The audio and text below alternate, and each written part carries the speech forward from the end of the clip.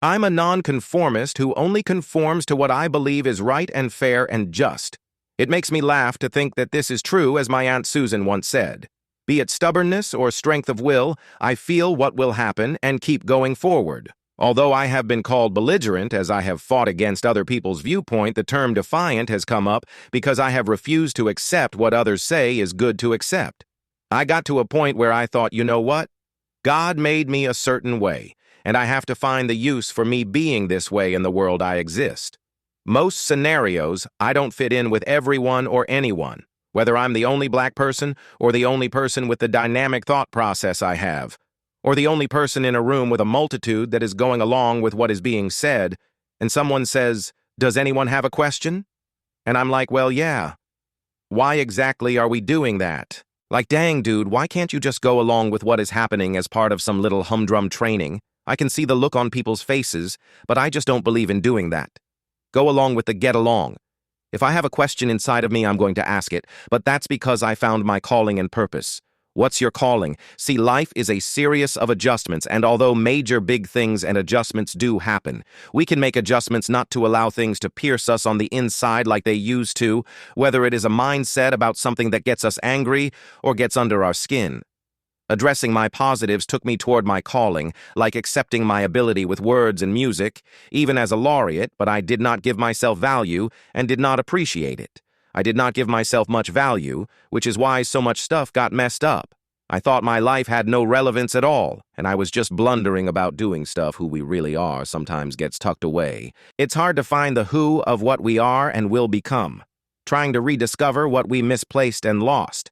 When things don't work out right, having others correcting us based on their standard and not ourselves. We allow people to drive our decision-making and not us because we do not have the confidence and courage.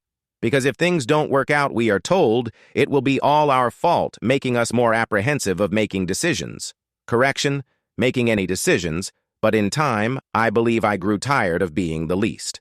So now I make the decision and live with the consequences, good or bad, owning the process that is happening every day. My value for me is right around 85, like the gauge on a computer going up at the end of the day, even as we are all people. I believe our purpose is to be a help and not a hindrance by empowering others as we are powered by knowledge, love, God, truth. Yes, I said it, and freedom. Never let it be that you allowed others to think or speak for you. I was once told I was not likable enough. To that I answered, whose degree of likability do we adhere to? Are those people more than decent in their character?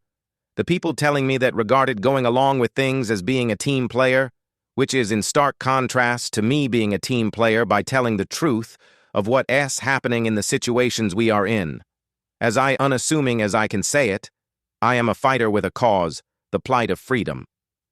Although many are comfortable on their couches, afraid to stand up in the singular form as one gear influencing the turning mechanisms of life, I choose to stand if need be. If need be, I will sit, and surely I will question the things happening that make no sense, even as people tell me to just go along and stop being so difficult. Everything starts with the thought leading to the inevitable question on the tip of your tongue that needs to be asked. It just comes down to whether you're willing not just to ask the question, but to do something about the answer and what comes next. I am no one's fool, but I know that if I think it is wrong and I say nothing and do nothing, what happens next?